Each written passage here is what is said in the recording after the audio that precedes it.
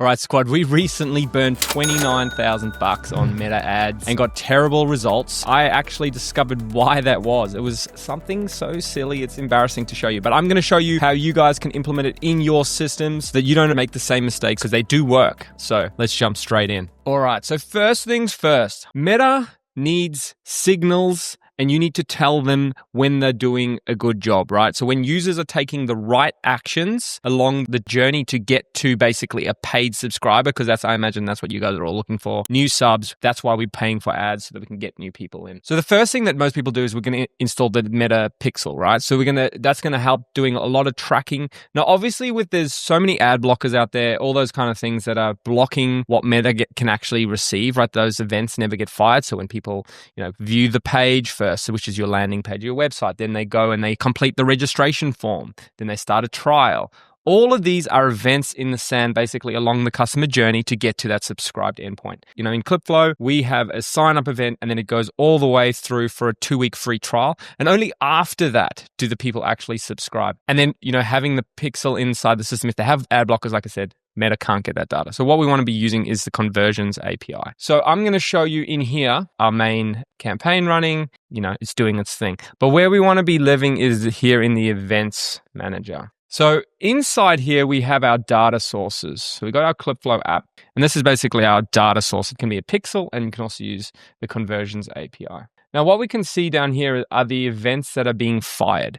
So the first mistake that we made was we only had complete registration running. Where we went wrong here is that we had the complete registration event happening as soon as someone had entered in their username and password, right? We didn't have it on the verification of that email.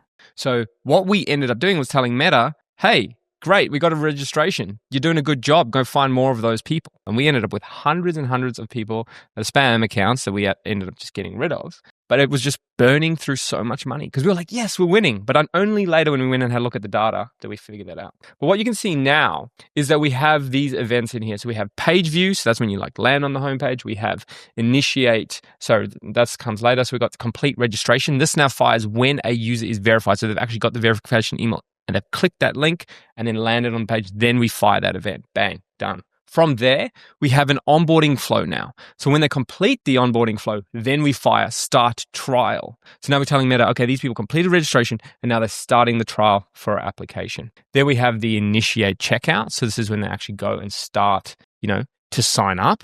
And then finally, the event we actually care about is the subscribe. So we've now told Meta when we are inside of our ad campaigns in our ad sets that the event we're trying to drive or the conversion we're trying to drive for or the conversion event is the subscribe event. So Meta has to work a lot harder to get that, obviously, because it's much harder to get a subscribe. It takes a longer time. So one thing here, you need to run your ads for at least as long as it takes to get a subscription, right?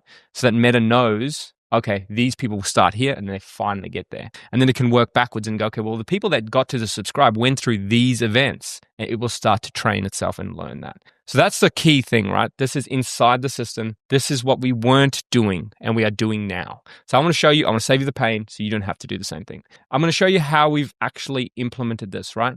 So in a Rails application, I know a lot of you guys are building with Rails. If not, similar concepts apply here. You can apply this to any app. It doesn't really matter, but it's the positions or the time inside that app where these things fight. So what we have here, because we have a front end and a back end thing, we have different stuff. So in Rails, we have a shared partial, which is the Meta Pixel, right? So in here, what you can see is we're only running this in production. Obviously, we don't care about anywhere else. But you can see here, this is the standard Meta Pixel code. And then if we have a current user, we're actually going to add that in. So we're going to add their email. And then the nice thing is this pixel will hash that. So you can't read it. It doesn't get sent in plain text. And then this is the external ID. So that's the ID in our system. So basically we have a prefix ID, which we use as SickGem. Great. So it doesn't actually have the specific ID. So again, can't track it back. Or we just initialize the pixel. And then what we do straight away is we always track a page view. So Meta can know, okay, well, that user was on this page and they can follow that journey. So pretty loosey.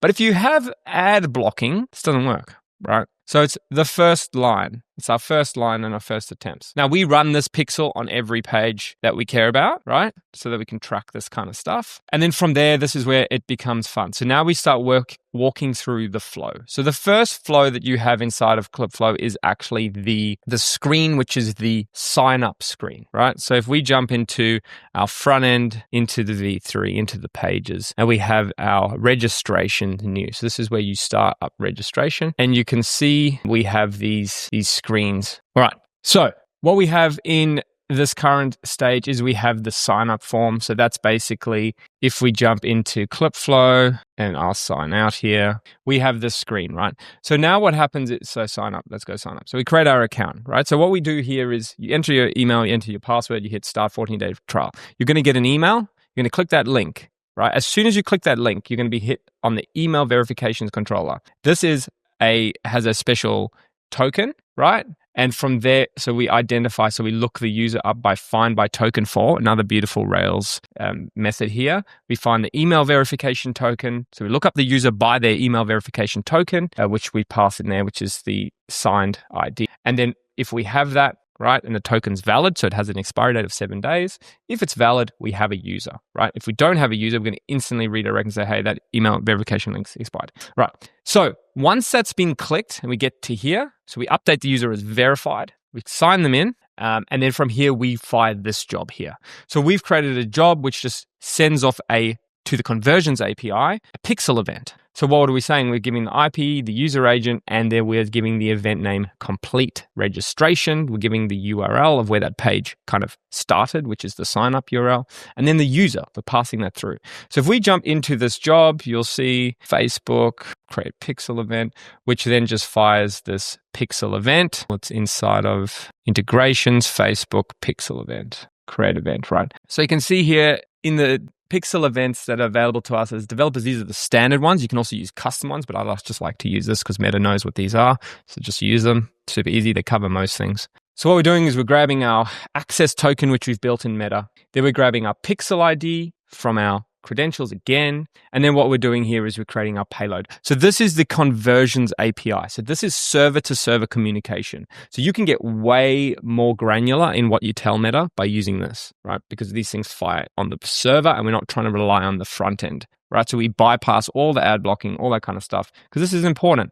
You can see here, we're actually turning SHA-256 hashes on these things here. So when we submit them through, and then on the other side, you can see we're passing any event data and we're sending this payload here. You can also use test codes in dev, but that doesn't really matter. But it's just a simple post request, right, to a pixel ID with events, and we're just sending that through. And then we're giving that information. So we can tell Meta, this user signed up, this is how much they're worth to us, this is what the subscription cost was. All of these things, it's very difficult to do with the pixel. You can do it, you definitely can, but it's just so easy through using the backend. So we want to make sure that we're hitting these events at specific times. So the first one we do is the identification email verification, right? So as soon as they've signed that, we send that off. So from there, as soon as you've signed up, we flick you into our onboarding flow, right? So the first page is the account. So we start setting up your account. So if we jump into our front end and we have a look through our screens or our pages here, we're going to have onboarding and we're going to have account. Okay. So this is where we're going to start working through the things. Now, what you can also see here is we've also firing post-hog events. So we use post-hog. So this is also a really nice way to actually track how people are flowing through. So this is a little side note. I can do a video on that if you guys are keen to see how we actually watch user drop off through the onboarding flow. Super important as well. We want to make sure that people aren't dropping off. From here, we go into our account. Now, every time you complete a step, we're tracking that, right? And then right at the end of it, we're firing this. So this is the next piece of our flow that we care about. So you sign up, you verify your email. Then from there, you're going to now start a trial. So this is when you've completed all the steps in the onboarding. We now fire this. So we've got our start trial event, right? That's really important. So we've got that event. So that gets fired off to Facebook. Now it's got a little bit more data. It's like, okay, this person's gone through here. Next step. So from there, what happens is they do their trial, they have a great time, everyone's having fun, and then eventually they're going to get into the subscriptions. So what we do in this stage is from here, we've actually we've set up with Stripe using the Pay gem, beautiful gem again. Sorry, just keep spraying in Rails gems here, but this stuff just makes your life so much easier when building apps. We do our checkout, and then on checkout success, you can see here, we're passing this back, telling it to redirect back to the sorry, where do we say that? We say that here in the success URL. We say send us back here, which is our checkout success. So what we do here is we sync the subscription, do all that kind of fun stuff.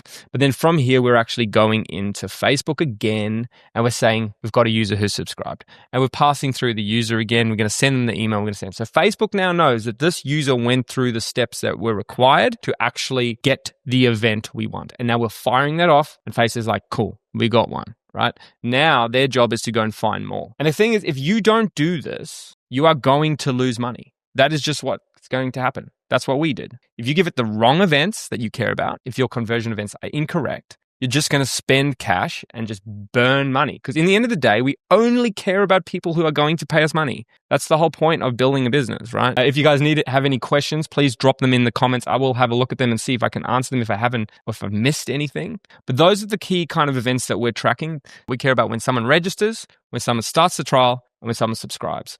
And that is giving Facebook those steps along the way. And then also for yourself, use something like Posthog, use something so you can watch the user drop off. Because then you can get information about where you can tidy up the flow. Because you want to make that flow super easy. You want people to get there and you want them to pay. So that's what is really important. If there's anything that I've missed, guys, drop it down below. I'll check it out. And until next time, I'll catch you on the next one.